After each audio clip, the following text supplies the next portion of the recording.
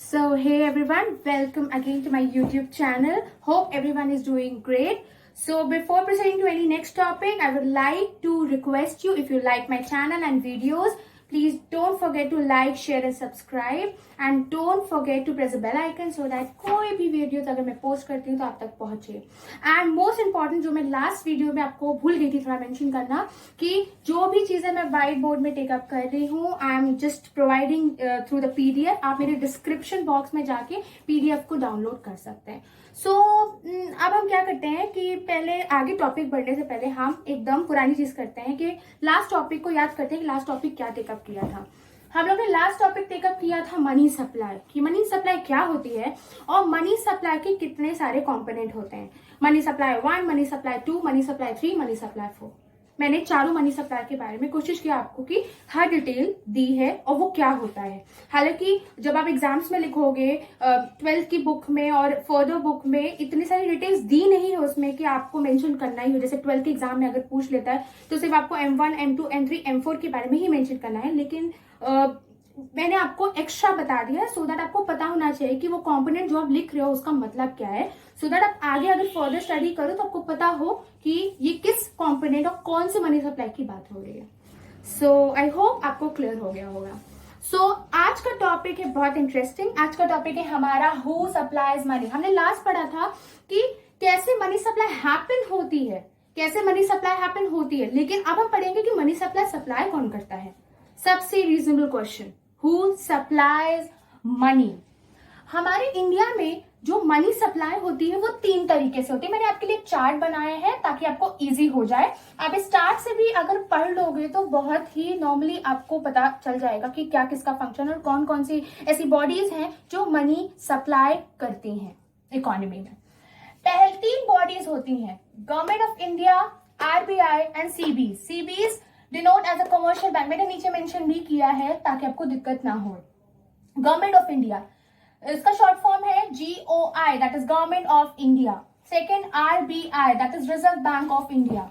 CBs, that is commercial banks. Generally मैंने आपको बताया था, क्योंकि इतना टाइम नहीं होता है कि हर टर्मिनोलॉजी को आप टेकअप करो, हर स्पेलिंग को बड़े बड़ा लिखो, तो आप शॉर्ट में अगर एक बार समझ जाओगे तो आप उसको ही यूज करना, ये आपका बहुत टाइम बचाता है. ओके, नाउ अब government of India, RBI and CBs कैसे सप्लाई करता है मनी और जनरली वो क्यों सप्लाई करता है. कभी आपने सोचा है?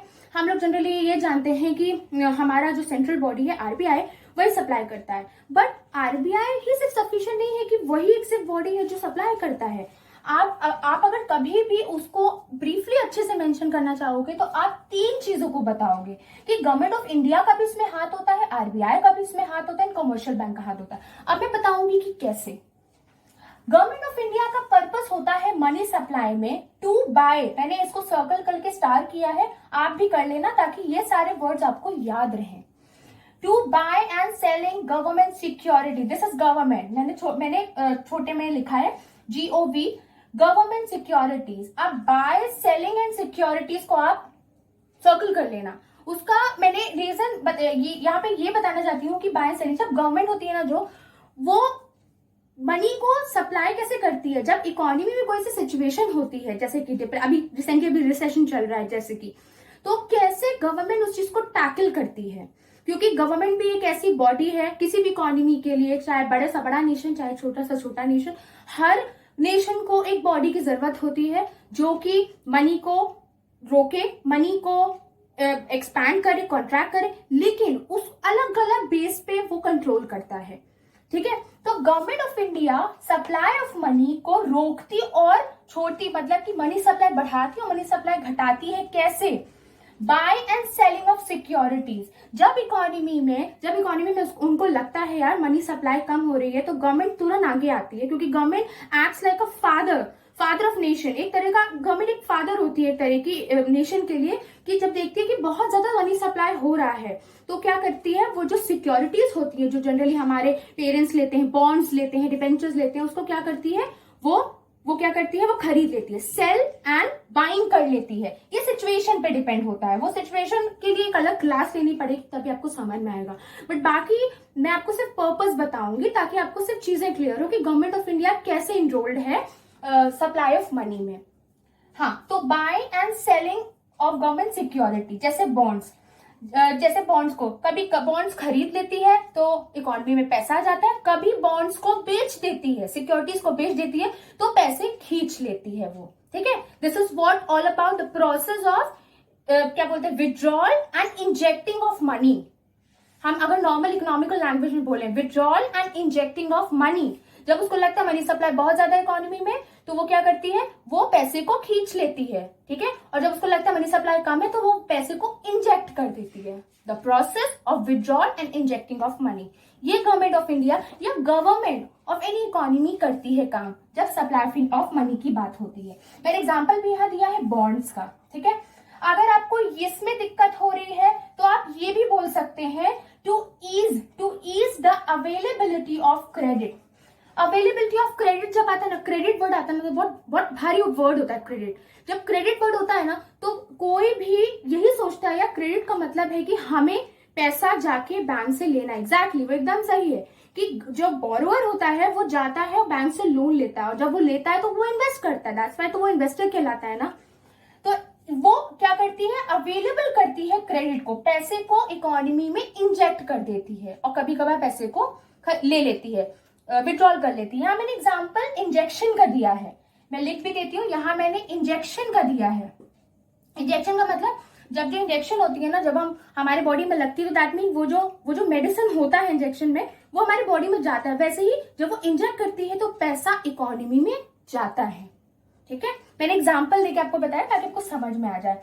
रेट ऑफ इंटरेस्ट कम होता है तो इन्वेस्टमेंट बढ़ता है, ये पूरा एक मैकेनिज्म है जो कि मैं आपको बाद में बताऊंगी, आपको बस इसमें समझना है बस। आई होप ये पार्ट क्लियर होगा, ठीक है। मैंने यहाँ लिखा भी है कि R denotes as a rate of interest and I denotes for the investment. मैं एक बार फिर से रिपीट करती हूँ, government of India supplies money, उनका मेन पर्पस होता है to buy and selling of government securities through bonds. मैंने एग्जाम्पल भी दिया, थ्रू बॉन्ड्स। चाहे तो कि क्रेडिट को इजी अवेलेबल कराना गवर्नमेंट ऑफ इंडिया का काम होता है, इसी तरह से वो सप्लाई करती है मनी का इकोनॉमी में। ये चीजें मैंने क्लियर कर दी, कोई भी प्रॉब्लम हो आप मुझे कमेंट बॉक्स में बता देना। फिर सेकंड है आरबीआई के थ्रू। इनकी तो बात ही मत करो, ये तो इतनी भयंकर सेंट्रल बॉडी है, एपिक्स बॉडी है कि जो इशू भी करती है नोट्स और जो मनी को सप्लाई भी करती है। जब बात इशू की हो और जब सप्लाई की हो तो इशू और सप्लाई दोनों ही वर्ड अलग होते हैं। आपको नाम से ही समझ में आ रहा होगा, इशू का मतलब होता है वो बनाती है। RBI have only the authority to issue notes, no other bodies, even the government of India don't have any authority to publish, to issue the notes। इसीलिए कहीं पे भी आप इररिस्पेक्टिवली पाओगे कि जाली नोट छापी जा रही है तो वो इनलीगल माना जाता है, ठीक है।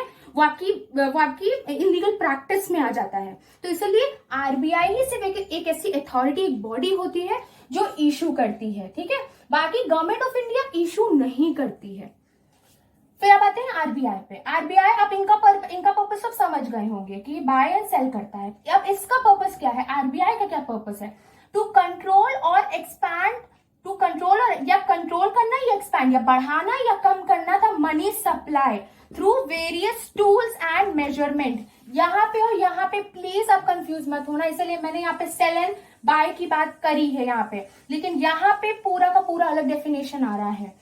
टू कंट्रोल और expand the money supply through various tools and measurement. उनके पास कुछ टूल्स एंड मेजरमेंट्स होते हैं आरबीआई में, जिनका वो यूज करते हैं एट द टाइम कि जब देखते हैं कि मनी सप्लाई बहुत ज्यादा है इकोनॉमी में और जब देखते हैं कि मनी सप्लाई कम है इकोनॉमी में।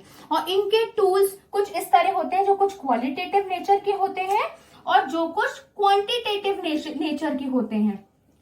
आपको नाम से समझ में आ रहा होगा, क्वालिटेटिव नेचर, जो कुछ क्वालिटी को इनहैंस और कम करने वाले टूल्स, और क्वांटिटेटिव जो क्वांटिटी को ज्यादा और कम करने वाले। अब इसका मैं एग्जांपल भी देते रही हूँ। क्वालिटेटिव में जैसे कि आपका आता है मॉरल सुजैन। अब इसका मैं अच्छा सा क्लास लूंगी, आपका जब मॉनेटरी पॉलिसी को डिस्क्राइब करूंगी, आरबीआई पूरा एक टॉपिक डिस्क्राइब करूंगी। मैं सिर्फ आपको एग्जाम्पल दे रही हूँ क्योंकि आपके बुक्स में है। और क्वांटिटेटिव मेजर आता है जैसे कि आपका repo rate, reserve repo rate, CRR, cash reserve ratios, ये सारा क्वांटिटी पे है, 1 2 3 4 फिगर्स में, परसेंटेज फिगर में है। लेकिन क्वालिटेटिव क्या होता है, वो सिर्फ आपको डायरेक्शन को ऊपर नीचे करता है कि हाँ जैसे कि सपोज हम जब राशनिंग ऑफ क्रेडिट की बात करते हैं, राशनिंग ऑफ क्रेडिट का मतलब क्या होता है, मतलब कि जैसे कि कोई एक स्पेसिफिक, जैसे लिकर की इंडस्ट्रीज हैं, लिकर की अल्कोहल की इंडस्ट्रीज होती हैं, उनको स्पेसिफिकली राशनिंग मिलती है। जैसे कि उनके लिए एक स्पेसिफिक कॉर्पोरेट टैक्स होगा जो ज्यादा उनको देना पड़ेगा, मतलब एक स्पेसिफिक उनके लिए क्वालिटेटिव मेजर आरबीआई बना के रखी है कि if you want to open any liquor industry you need that approval from respective body, जो आपको अप्रूव करेगी कि हाँ आप इतने percentage of tax, corporate tax आप दोगे और जो भी डॉक्यूमेंटेशन होगा आप करोगे। तो स्पेसिफिकली हम यहाँ बात कर रहे हैं, ठीक है। तो आरबीआई कैसे सप्लाई करती है मनी, कैसे, through their various tools and measurement के थ्रू, और मैंने टूल्स एंड मेजरमेंट का एग्जांपल भी दिया है, क्वालिटेटिव एंड क्वांटिटेटिव, ठीक है। और मोस्ट इंपॉर्टेंट थिंग जहां पे बच्चे बहुत कंफ्यूज होते हैं कि जो आरबीआई होती है ना, आरबीआई कभी भी डायरेक्ट डील नहीं करती है लोगों से। नॉर्मल बैंक्स जो होते हैं, एग्जांपल एसबीआई है, एचडीएफसी, ये सारे बैंक्स में हम जाकर आराम से अकाउंट खुलवा सकते हैं, लेकिन वो आरबीआई में नहीं जा सकते। हम आरबीआई नहीं जाके बोल सकते कि मेरा अकाउंट खोलो। आरबीआई एक नॉर्मली पब्लिक को डील करती ही नहीं है, क्योंकि आरबीआई आपका सीबीज मतलब कमर्शियल बैंक से डील करती है। Works indirectly via CB, that is commercial bank. ये कहती है कि सीबीज को जो भी रूल्स एंड रेगुलेशन करना, सीआरआर बढ़ाना, सीआरआर कम करना, जो भी करना है, ये सीबीज को बोलती है, कमर्शियल बैंक्स को बोलती है, और कमर्शियल बैंक डायरेक्टली डील करते हैं पब्लिक से। आई गेस आपको समझ में आ गया होगा। बहुत सारे क्वेश्चन में बहुत लोग कंफ्यूज हो जाते हैं कि क्यों आरबीआई डायरेक्टली डील नहीं करती लोगों से, क्योंकि हम आरबीआई में हमारी इतनी अथॉरिटी नहीं होती कॉमन पब्लिक की कि हम जाके वहां पे अपना अकाउंट खुलवाएं। RBI only gives rules and regulation to CBs, and CBs public को डायरेक्ट डील करती है। सो आरबीआई आपको क्लियर हो गया होगा, गवर्नमेंट ऑफ इंडिया आपको क्लियर हो गया होगा। अब CBs act as a intermediary. हम लोग बोलते हैं ना इंटरमीडिएटर हो यार, मीडिएटर हो तुम। मीडिएटर का मतलब होता है बीच का मतलब होता है आरबीआई, सीबीज और common public. RBI, CBs, common public. CP is a common public. मैं आपको इसको अच्छे से बना के दे दूंगी फोटो। आरबीआई, तो ये सीबी क्या होता है, ये मीडिएटर का काम करता है, ये एक इंटरमीडिएटरी बॉडी होती है। क्या करता है ये कि जो भी आरबीआई बोलता है, सीआरआर बढ़ाना है, इंडियन इकोनॉमी के सिचुएशन के अनुसार सीआरआर कम करना है, क्वालिटेटिव क्वांटिटेटिव मेजर को बढ़ाना है, कम करना, जो भी करना है, वो सीधे प्रेशर डालता है कमर्शियल बैंक्स पे। और कमर्शियल बैंक्स जो होती हैं वही चीज बोलती हैं अपने पब्लिक से, पब्लिक जो डिपॉजिट करने आती है और जो लोन लेने आती है, इन्वेस्टर्स एंड सेवर्स, ठीक है। तो कमर्शियल बैंक क्या करते हैं, इनका क्या पर्पस होता है, act as an important source of money. यहाँ पे सोर्स है, सोर्स वर्ड है, यहाँ पे आप टिक कर लेना, मैं भूल गई।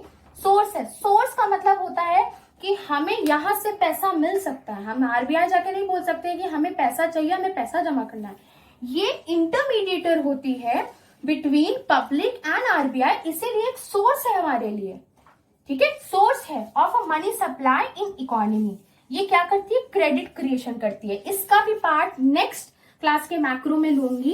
एक ये क्रेडिट क्रिएशन, एक ये क्वालिटेटिव एंड क्वांटिटेटिव। ये आरबीआई सीबीएस दोनों ही टॉपिक उसमें आएगा, इसलिए मैं यहाँ इतना आपको कंफ्यूज नहीं करना चाहती हूँ। सिर्फ आपको बताना चाहती हूँ कि सप्लाई ऑफ मनी हमने बता दिया कि हैपन कैसे होती है, लेकिन कौन करता है ये जानना आपको बहुत जरूरी है। और कमर्शियल बैंक यही जस्ट उल्टा, इसका मैंने लिखा था कि वर्क्स इनडायरेक्टली वाया मतलब थ्रू सीबीज, और works directly via RBI and deals with public.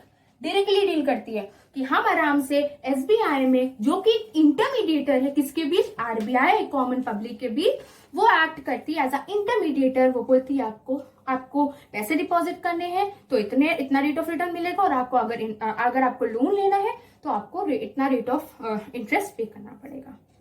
सो ये तीनों पार्ट हैं। जब भी क्वेश्चन में पूछेगा who supplies money, if you make this chart, this would be enough.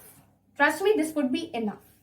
Government of India, RBI and CBS. अब आप उसके पर्पसेस बता दोगे, और पर्पसेस में डिफरेंसेस रखना ताकि समझ आए सामने वाले को कि गवर्नमेंट ऑफ इंडिया का पर्पस इशू नहीं है सिर्फ और सिर्फ सप्लाई करना है, वो भी क्या पर्पस के थ्रू, आरबीआई का क्या पर्पस है, वो अपने मेजर टूल्स एंड मेजरमेंट से कैसे डील करता है इकोनॉमी में जब क्राइसिस होती है, और सीबीएस कैसा काम करता है एक सोर्स की तरह जो वो क्रेडिट क्रिएशन करता है और डायरेक्टली पब्लिक से डील करता है। ठीक है, तो ये सबका अगर एक नटशेल में अगर मैं बताऊं तो supply of money supplies through government of India, RBI and CBS. I guess आपको क्लियर हो गया होगा ये टॉपिक। तो अब अभी तक हमने जान लिया कि किसके थ्रू सप्लाई होती है, लेकिन उसमें बहुत सारी कुछ ऐसी बॉडीज होती हैं जो एक्सेप्शनल होती हैं। जब हम बात करते हैं कि इशू, तो इशू पैसे में तो बहुत कुछ आ जाता है, कॉइन्स भी आ जाता है, आपका नोट्स भी आ जाते हैं, लेकिन एक ट्विस्ट है कि कॉइन्स और नोट आरबीआई पूरी तरीके से नहीं इशू करती है। दैट मीन्स उसमें एक ऐसी बॉडी भी है जिसके बारे में हम अभी पढ़ने जा रहे हैं, जो कॉइन्स और कुछ ऐसे लीगल टेंडर कह सकते हैं कि limit number of money currency, paper currency issue करती है। उसके बारे में हम बात करेंगे, जो कि है मिनिस्ट्री ऑफ फाइनेंस। बहुत बार वन वर्ड में क्वेश्चन आया है और लोगों ने गलत भी किया है। जब पूछा जाता है कि कौन notes of 1 rupee and coins issue करता है, तो लोगों ने आरबीआई पे टिक किया है। आरबीआई नहीं है। RBI more than 1 rupee note से जितनी भी नोट्स अभी तक आई हैं, 500, 2000, आपकी 10 रुपीज की नोट, ये सारे नोट्स को वो इशू करती है, लेकिन सिर्फ नोट्स। और जब हम मिनिस्ट्री ऑफ फाइनेंस की बात करते हैं ना, तो वो कॉइन्स और 1 रुपी नोट, कॉइन से लेके 1 रुपी नोट तक वो इशू करती है। ठीक है, तो पहले समझ लेते हैं मिनिस्ट्री ऑफ फाइनेंस, जिसको एमओएफ भी बोला जाता है, वो कौन है? वो पार्ट ऑफ द गवर्नमेंट है, गवर्नमेंट की एक पार्ट है, डिपार्टमेंट है, जिसको हम लोग बोलते हैं इंडियन ट्रेजरी डिपार्टमेंट। ट्रेजरी का वर्ड आप समझ रहे होगे ना, ट्रेजरी मतलब पैसा, ट्रेजरी, इंडियन ट्रेजरी डिपार्टमेंट, जिसको हम बोलते हैं। जब कभी भी क्वेश्चन में आए, फॉर द कॉम्पिटिटिव एग्जाम में भी पूछा जाए कि who is known as an Indian, which body is known as an Indian treasury department, then MOF को आपको बताना, that is ministry of finance. अभी आपका रीसेंट बता दूं कि इसका रीसेंट मिनिस्टर होल्डर्स काफी सारे हैं, बट मेन जो संभालती हैं वो है श्री निर्मला सीतारमन जी। इनका सबसे इंपॉर्टेंट रोल है। जितने भी फाइनेंस से रिलेटेड इश्यूज हैं इंडियन इकोनॉमी में, वो निर्मला सीतारमन ही करती। जो बजट है वो भी यही अभी प्रेजेंट कर रही हैं।